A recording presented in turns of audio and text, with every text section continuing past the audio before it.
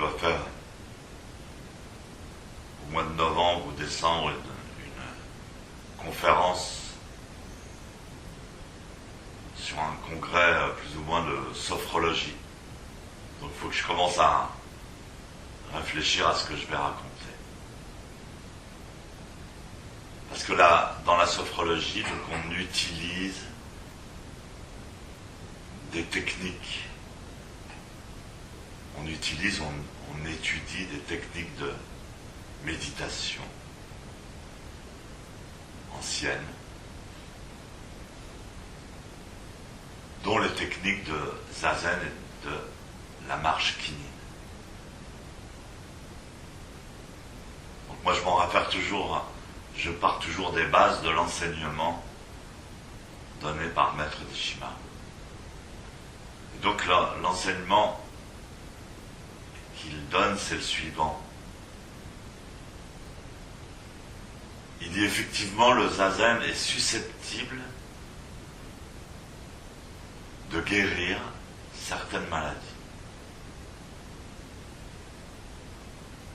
Et en particulier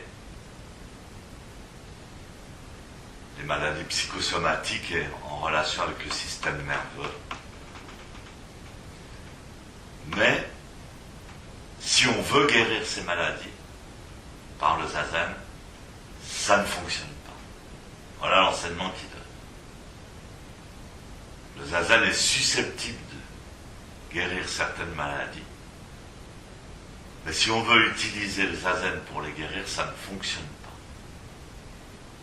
Et alors, il parle de la notion de mushotoku. C'est-à-dire faire les actions, faire une action sans but. Faire l'action pour l'action. Sans avoir aucun objet. Donc c'est une attitude d'esprit fondamentale dans le zen. Alors donc, Mushotoku, c'est un enseignement fondamental du zen. C'est très difficile à intégrer. Parce que quand un néophyte pense à Mushotoku, c'est-à-dire l'action sans objet, il le comprend avec son cerveau, avec son mental, avec son cerveau intellectuel. Donc il plante ça comme un dogme. Il ne faut pas avoir de but. Faut pas. Alors que ça n'a rien à voir avec faut pas. Dès le moment où c'est faux ou faut pas, ça ne peut pas être Mushotoku. Donc c'est très difficile à intégrer. Moi, mon enseignement au sujet de Mushotoku, c'est que le zazen, la posture physiologique de zazen elle-même, est Mushotoku, induit le Mushotoku, de par la position du corps, et spécialement du cerveau.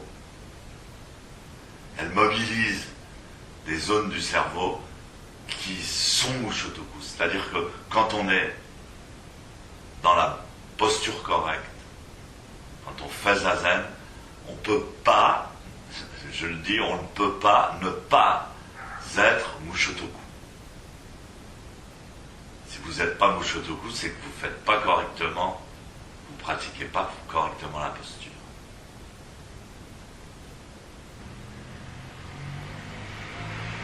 C'est très intéressant de constater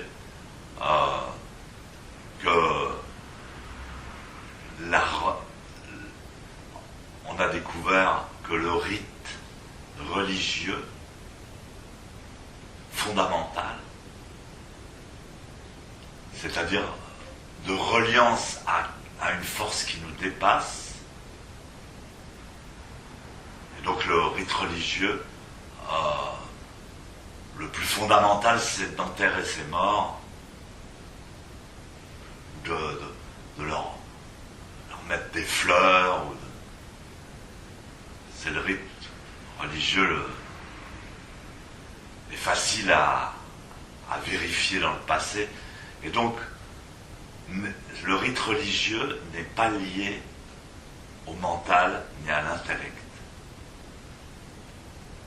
Puisqu'on est remonté dans le temps et on a découvert que les hommes préhistoriques anciens pratiquaient déjà des rites religieux alors qu'ils ne savaient pas, ils n'utilisaient pas le langage articulé, qui est lié à l'intellect et au mental. Ils ne savaient pas parler. Alors, ils faisaient ils avaient peut-être des onomatopées ou des manières d'exprimer les choses fondamentales comme manger, faire l'amour, fuir, mais ils n'avaient pas le langage articulé. Le langage articulé est venu bien plus tard. Donc on en déduit que cette reliance à Dieu, la méditation, les rites fondamentaux, ne sont pas liés au cerveau intellectuel, mais au cerveau profond. Et le sensei nous enseignait toujours, j'en reviens encore à l'enseignement de Maître Deshimaru, il disait, Zazen, c'est la religion avant la religion. Donc on peut comprendre après ça que les religions basées sur des livres, sur des textes, sur des écrits, compliquent les choses. Parce qu'elles ne s'adressent pas à la partie correcte, la partie adéquate du cerveau. Pareil, quand on veut essayer de parler de Mushotoku, on ne peut pas véritablement, parce que ça n'appartient pas au monde du langage. Alors on va en faire un dogme. Faut pas avoir de but.